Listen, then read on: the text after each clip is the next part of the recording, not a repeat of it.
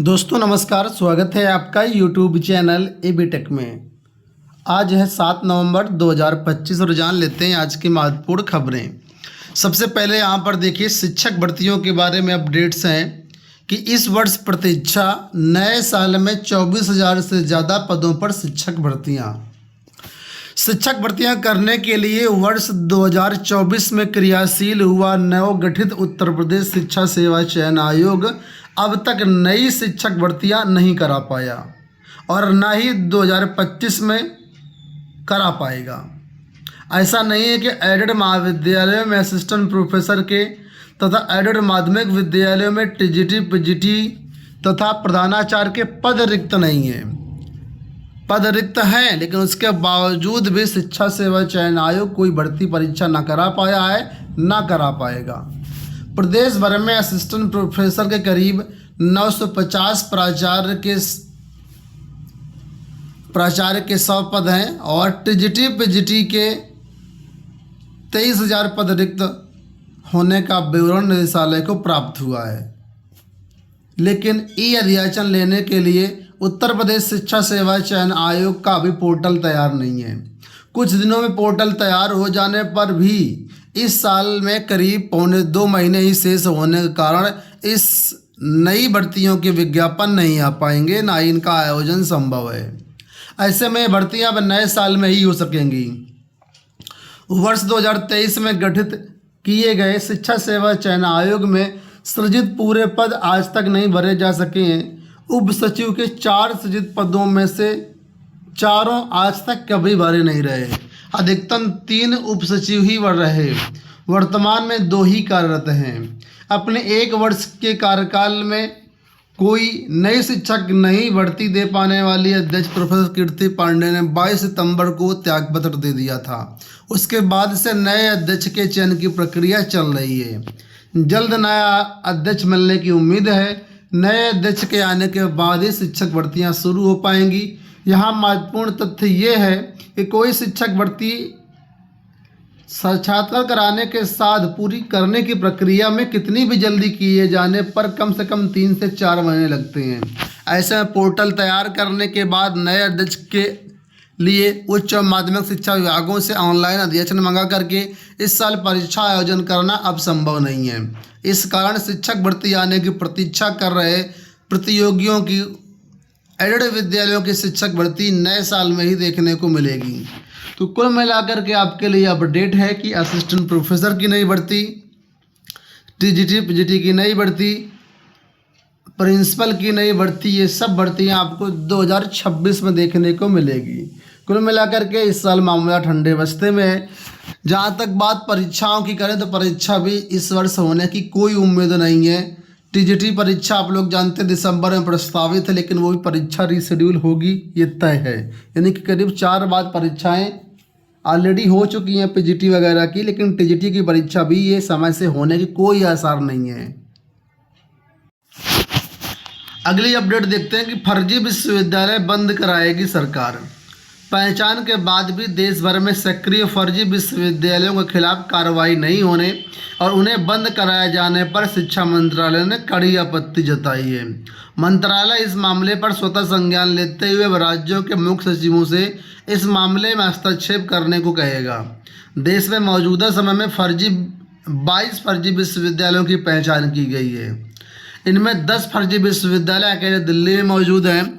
शिक्षा मंत्रालय इन संस्थानों को बंद करा करके इसकी रिपोर्ट भी लेगा।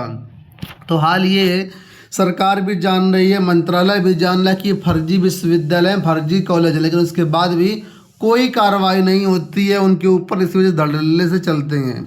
अब सरकार कह रही है कि हम इनको बंद करवाएंगे। बंद करवाने के लिए यहाँ से वहाँ लेटर लिखे जाएंगे। असल में ये सिर्फ एक फॉर्मेलिटी है। कब बंद होगा, कब छात्रों का जो हनन है वो रुकेगा, कोई नहीं जानता। वन रक्षक की भर्ती परीक्षा 9 को। उत्तर प्रदेश अधीनस्थ सेवा चयन आयोग ने इस माह में होने वाले विभिन्न भर्ती परीक्षाओं का शेड्यूल जारी कर दिया है। वन विभाग से लेकर के लिपिकी पदों तक की मुख्य परीक्षा व टाइपिंग परीक्षाएं तय तिथियों पर आयोजित की जाएंगी। वन विभाग के अधीन वन रक्षक और वन जीव रक्षक के 709 पदों पर भर्ती के लिए मुख्य परीक्षा 9 नवंबर को होगी। ये परीक्षा सुबह 10 से 12 बजे के बीच लखनऊ के 47, झांसी के 10 केंद्रों पर कराई जाएगी। इसके साथ ही अलग अलग विभागों की परीक्षाएं भी शेड्यूल्ड है, तो जो भी आपकी परीक्षाएं हैं उनको आप समय से अपना तैयारी करिए और अच्छे से एग्ज़ाम क्वालिफाई करिए। देखिए लिखा है मोबाइल से ही हो जाएंगे डाकघर के सभी काम। अब आपको डाकघर के चक्कर नहीं लगाने पड़ेंगे। बहुत से ऐसे काम हैं जो कि अभी तक ऑफिस से ही होते थे, अब ये काम जो है नया ऐप आ रहा है डाक विभाग का, डाक सेवा 2.0, इसके ज़रिए हो जाएंगे। ठीक है, तो Android smartphone users Google play store से और आईफोन यूजर एप्पल स्टोर से जो डाउनलोड करके बहुत सारे काम कर सकते हैं। इसमें पार्सल की ट्रैकिंग, मनी ऑर्डर की ट्रैकिंग, डाक की गणना करना, मेल्स की बुकिंग करना, ई रसीद, शिकायत दर्ज करने जैसे कई महत्वपूर्ण काम यहाँ से हो सकते हैं। माध्यमिक में राज्य अध्यापक व सीएम अध्यापक पुरस्कार के आवेदन 15 से।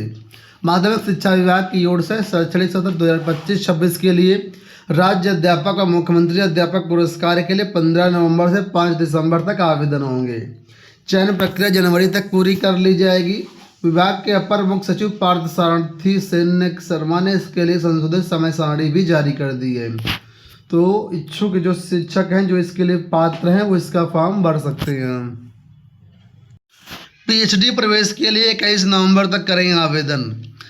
IIT झलवा ने पीएचडी कार्यक्रमों के जनवरी 26 सत्र में प्रवेश की प्रक्रिया शुरू कर दी है। संस्थान ने NEP 2020 पर आधारित 2 श्रेणियों पीएचडी इंस्टीट्यूट और एक्सटर्नल फेलोशिप के साथ और पीएचडी वर्किंग प्रोफेशनल के तहत ऑनलाइन आवेदन मांगे हैं। इस बार 4 वर्षीय स्नातक पूरा करने वाले छात्र भी सीधे पीएचडी में दाखिला ले पाएंगे। IIT में पीएचडी प्रवेश के लिए पीजी स्तर पर न्यूनतम 60% अंक होने चाहिए। 4 वर्षीय स्नातक कार्यक्रम के बाद पीएचडी में दाखिले के लिए न्यूनतम 70% अंक होने चाहिए। तो जो भी इच्छुक अभ्यर्थी हैं वो आवेदन कर सकते हैं। यहाँ देखिए अपडेट है कि CHSL के एक पद के लिए 981 ने की दावेदारी। कर्मचारी चयन आयोग की इंटर लेवल की जो है परीक्षा, इसमें बड़ी प्रतिस्पर्धा होने वाली है।